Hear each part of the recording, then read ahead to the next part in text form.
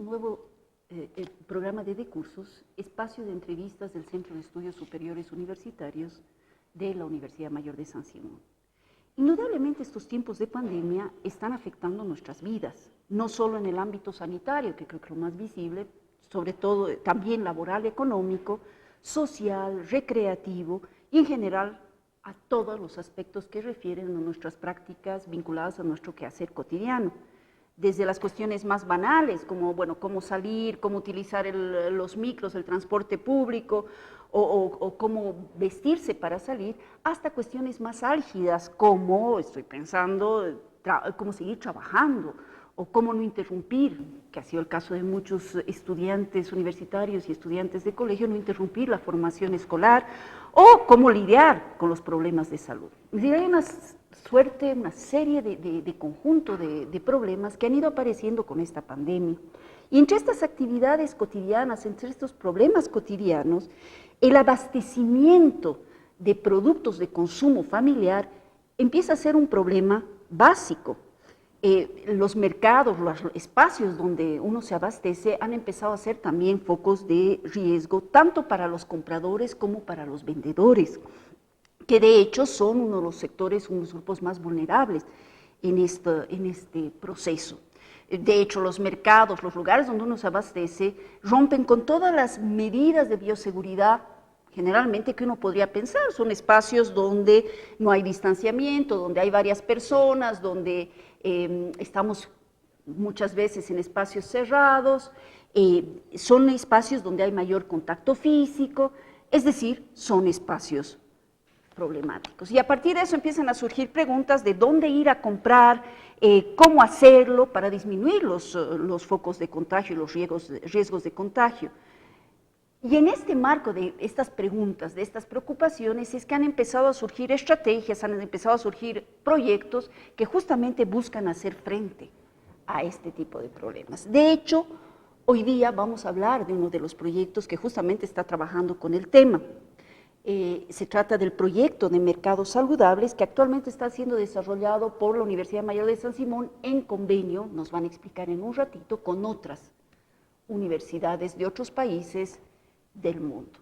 Entonces, para ya empezar de una vez a hablar del tema, doy la bienvenida a las tres entrevistadas que nos acompañan hoy. Carlas Carruns, magíster Carlas Carruns del INCISO, del Instituto de Investigaciones de Sociología de la Facultad de Ciencias Sociales, a Patricia Rodríguez del ISBISMED, que pertenece a la Facultad de Medicina, y a la doctora Cristina Leins, de la Universidad de Gante, Bélgica. Mil gracias por estar con nosotros en este programa. Bienvenidos a este espacio. Gracias, buenas noches. Nos vamos a ir directamente a las preguntas y bueno, yo hablaba de proyectos que están interviniendo en los mercados, que son espacios donde que en realidad son focos y donde hay gente que corre mucho riesgo en términos de contagio. Entonces empezaremos contigo, Carla. ¿En qué consiste este proyecto y un poco la historia de este proyecto? No sé si puedes contarnos a grandes rasgos. Bien, buenas noches. Precisamente esa visión, podemos decir, del espacio del mercado como un espacio de contagio y de alto riesgo, es sobre lo que nosotros estamos trabajando, ¿no? Consideramos que el mercado, si bien es un espacio de múltiples interacciones y también es de muchas posibilidades de contener la enfermedad del COVID, ¿no?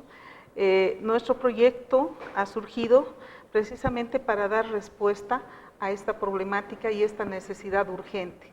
Recordemos nosotros que el sistema de ferias que tiene la ciudad de Cochabamba tiene una larga data y hay ferias cada día de la semana en diferentes municipios y contextos, ¿sí? Hay un importante número de población que está vinculada al comercio, es su fuente de trabajo y los comerciantes han tenido que adecuarse rápidamente a un conjunto de medidas de protección para ellos mismos y para sus clientes. Entonces, se ha cambiado muy rápidamente de esa situación, podemos decir, de de contagio, como está señalando, o de estigmatización del mercado, a tener una respuesta y una acción propositiva y una acción coordinada con el municipio, con el sistema de salud, con la misma población, para evitar esta situación. Hace un rato decíamos, estamos jugando con los barbijos por medidas de bioseguridad, que hay varias universidades involucradas en este proyecto, fuera de la Universidad de Gante y la Universidad Mayor de San Simón. ¿Cuáles podrías mencionar? Bien, este proyecto al que estamos haciendo referencia ha participado de una convocatoria en el Reino Unido del Instituto Nacional de Investigación en Salud, que es reconocido por su aporte financiero para el desarrollo de la investigación en salud, y en este contexto de pandemia ha priorizado su agenda la investigación con el COVID. Allá hemos presentado nosotros nuestro proyecto de investigación que tiene por título Promoviendo la salud y seguridad en mercados de alimentos de Perú y Bolivia en la lucha contra el COVID. Le hemos puesto un seudónimo que nos permite facilitar el mostrar el proyecto, Mercado Saludable, así corto, facilito. ¿Sí? Bien, ¿quiénes participan? Por un lado, en el Reino Unido están las escuelas que integran la Universidad de Londres, el Royal Colegio de Veterinarios y la Escuela de Londres de Higiene y Medicina Tropical. En el Perú está la Universidad Cayetano Heredia. En San Simón, San Simón con varios institutos como el IBISMED, Arquitectura, Economía, la DISU, y también profesionales de otras dos universidades de Bélgica, como es Ghent y UNAMUR. Es decir, un proyecto no solo multidisciplinario, que es, yo creo, la única forma de trabajar, vamos a hablar de la metodología ahorita, sino un proyecto que cruza fronteras, porque en un momento en que estamos cada vez más conectados por la enfermedad, es imprescindible pensar más allá de las fronteras locales o nacionales o incluso regionales. ¿Cuáles son los objetivos? Cristina, tal vez te paso a ceder la palabra a ti. ¿Cuáles son los objetivos desde esa mirada multipaíses y multidisciplinarias con las que están trabajando? Bueno, el objetivo primero y principal es, ver un poquito, como dijo Carla, los mercados llegan muy estigmatizados como lugar de contagio. También cambiar esa imagen más bien a un lugar donde los comerciantes más bien tienen más conocimiento sobre la salud, entienden muy bien lo que es el COVID y también lo saben manejar. Entonces, en vez de solo ser un fuente de contagio supuestamente, también hasta podrían volverse un fuente de información hacia la población. Entonces, uno de los objetivos fue que ellos ayudarles a entender lo que es el COVID, porque con todas las cosas políticas también que han pasado, había muchos prejuicios y había también negación sobre la existencia del virus, entonces en eso hemos trabajado inicialmente. Y aparte también el COVID no mata en sí, mata también si la persona es más vulnerable, más aún al inicio, ¿no? Había después una ola que también lastimosamente igual ha llevado gente joven y todo eso, pero trabajar la salud en general, entonces también es una de las metas del proyecto. Entonces los comerciantes viven en un ambiente no tan saludable, porque antes muchos llegan, por ejemplo, campesinos, tenían actividad física, no sé qué, entonces consumieron más comidas y lo utilizaron como energía. Después, como han vuelto a una vida muy sedentaria en los mercados, ¿no? Además, ellos mismos comen en los mercados, y en los mercados en general no hay una oferta muy saludable de alimentos, entonces son un grupo de muchos factores de riesgo de enfermedades de base, ¿no? Que han hablado también del COVID, y que por eso también había más riesgo de mortalidad, ¿no? Entonces, en los dos temas hemos trabajado. Uno es que evitar que la población se contagie, que los mercados son un enfoque más peligroso, y otro, por supuesto, proteger al comerciante para que igual, sabe protegerse, ¿no? Claro. Claro. Ahora, si estoy viendo, es la posibilidad también a partir de la aparición de una enfermedad de incrementar el conocimiento y además atacar otras enfermedades, ¿no? Y desde una perspectiva multidisciplinaria, ¿cómo, a ver, concretamente, Patti, tú, qué tipo de metodologías están utilizando? Bueno, yo considero, muy buenas noches a todos y muchas gracias por la cobertura. Bueno, yo creo que lo interesante de este proyecto es justamente la multidisciplinaridad, ¿no? Porque se está tomando en cuenta, se está agarrando un problema, que es el que los mercados, como una fuente de expansión o de transmisión del coronavirus, pero el análisis que se está haciendo no se está haciendo solamente a nivel salud o viral, etcétera, ¿no? Sino se está analizando también cuál es el proceso, cuál es la condición de las personas en el mercado a nivel de salud, cuál es el comportamiento, se está analizando cuál es el comportamiento con respecto a esta pandemia, cuáles son sus convicciones, sus creencias, sus mitos, pero también estamos haciendo un diagnóstico prácticamente real, porque no solamente hemos trabajado en el aspecto clínico de salud, o de encuesta y social, pero también les hemos permitido tener accesibilidad a tecnologías que probablemente muchos en la pandemia no la han tenido. Por ejemplo, hacerse un análisis de COVID en épocas donde había falta de test o serología. Entonces, con el proyecto se les ha dado accesibilidad a ese grupo, ¿no? Entonces, es por eso que durante el proyecto ya hemos analizado prácticamente a unas 800 personas hasta el momento. Sí, aproximadamente. Es decir, vamos a volver sobre este tema de accesibilidad en una segunda ronda, pero estamos viendo un proyecto que gana a nivel internacional, pero además que está abordando una problemática contrariamente a las tendencias actuales de considerar que es solo un tema de salud, ¿no? Está abordando una problemática desde distintas miradas integrales. Desde la parte social, Carla, ¿cómo están abordando el tema? Bien, yo creo que esta enfermedad del coronavirus nos ha abierto otras posibilidades. O sea, la enfermedad era un problema individual o familiar, ¿no es cierto? Que lo tenías que enfrentar dependiendo de tus posibilidades en un sistema de salud privado o público, ¿no? Entonces, ha pasado a ser un problema social, pero candente, ¿no? Y ha visibilizado esta situación las otras enfermedades que teníamos. Por eso decía Cristín, estamos trabajando con un enfoque integral de salud. El diagnóstico de salud que se ha hecho en los mercados nos ha permitido conocer de que hay enfermedades de base, obesidad, problemas de depresión, presión alta, etcétera, depresiones, miedos, necesidad de atender su salud de una forma integral, deficiencias nutricionales, consumo de alimentos que no son saludables, etcétera, ¿no es cierto?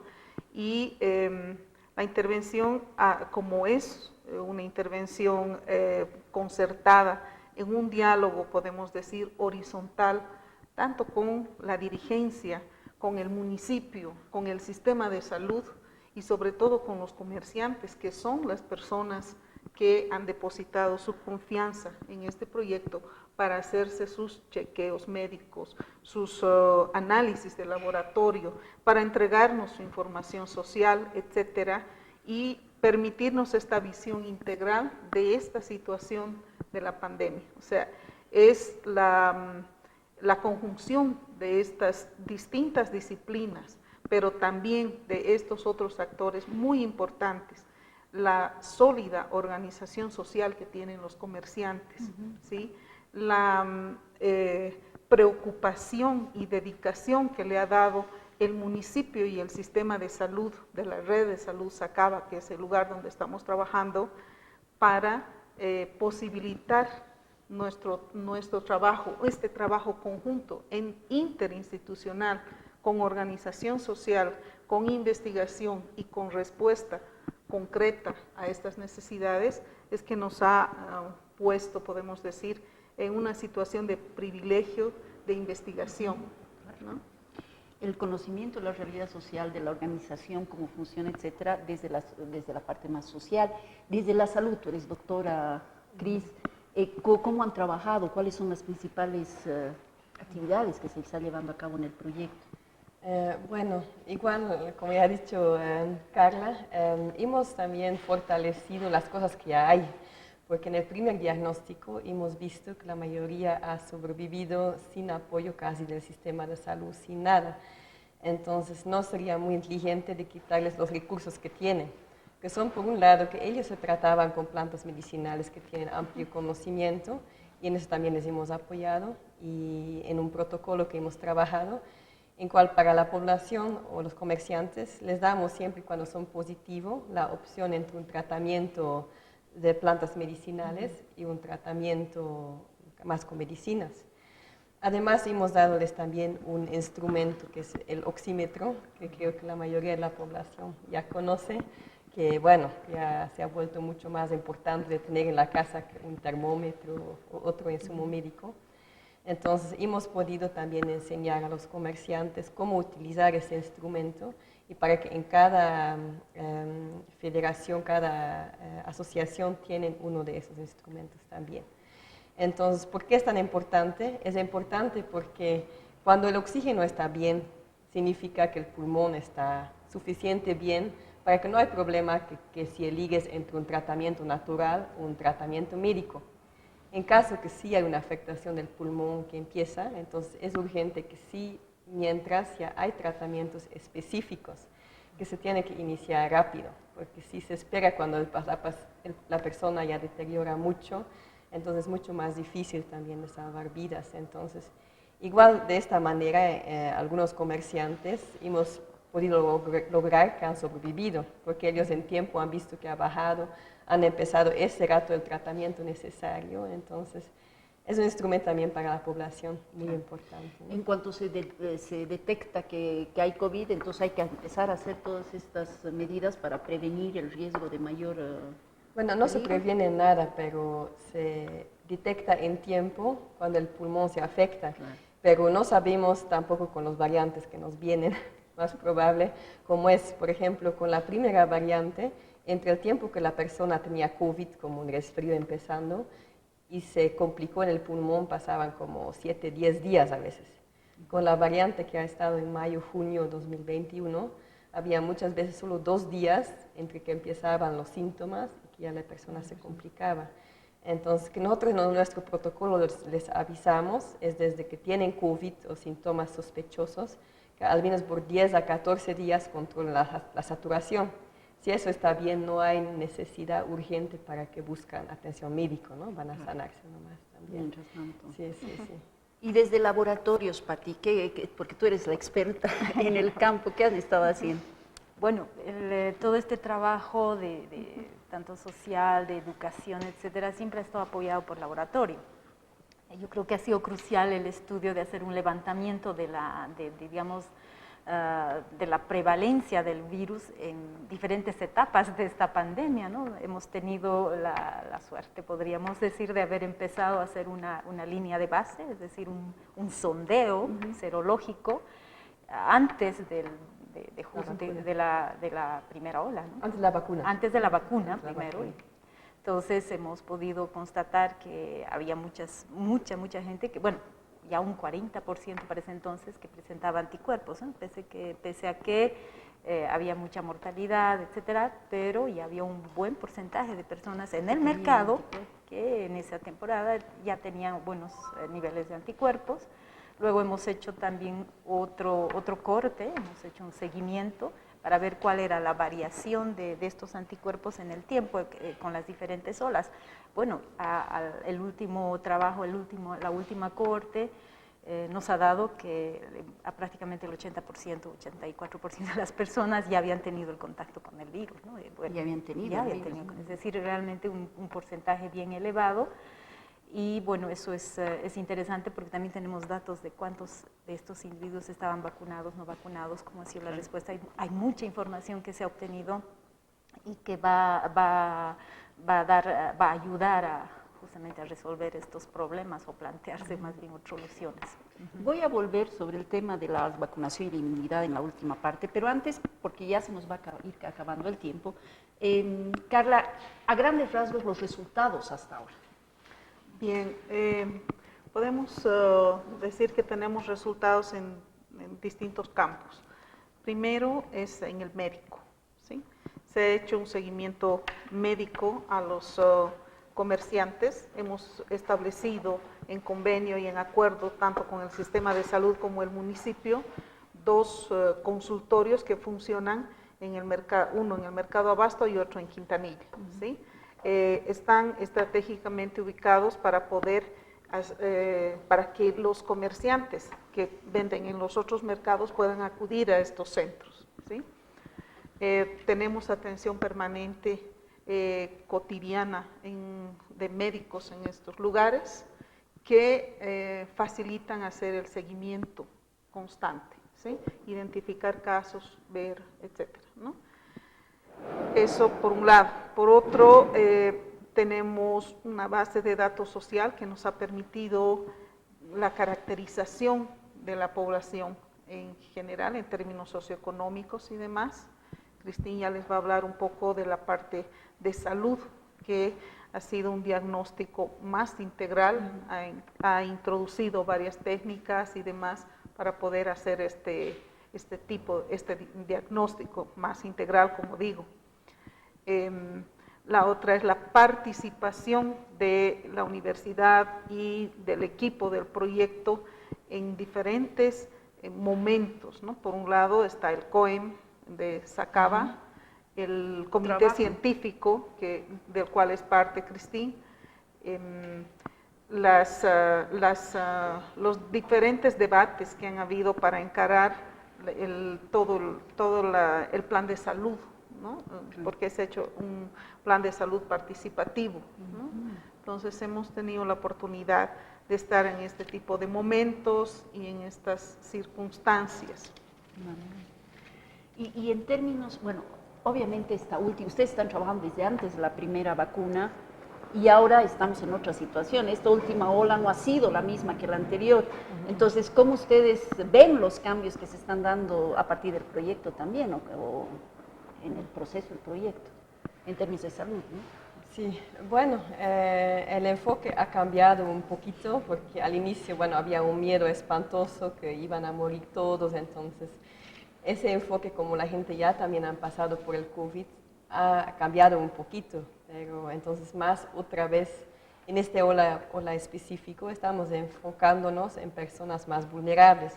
Como hemos visto que la ola llega muy rápido y muy, bueno, todo el mundo se contagiaba, igual hemos comunicado al comité de salud, es también un comité que hemos formado con los mercados, que cada asociación tiene su representante, entonces es una manera de comunicar por WhatsApp con ellos, que todas las personas vulnerables que aconsejamos que al menos un mes que no vayan a trabajar. Entonces, como les hemos identificado antes, y eso es lo importante, que la gente son conscientes de su salud. Entonces, aparte del peso, talla, para que también cambien el concepto de obesidad, sobrepeso, igual hemos hecho una supresión que es muy importante, que muchos no saben, pero igual hemos hecho esa tira de orina, que también identifica, así como tamizaje, cómo están las personas, cómo están sus riñones, si no tienen diabetes, cómo está el hígado, si están bien hidratados, igual si tienen alguna infección ginecológica o de orina.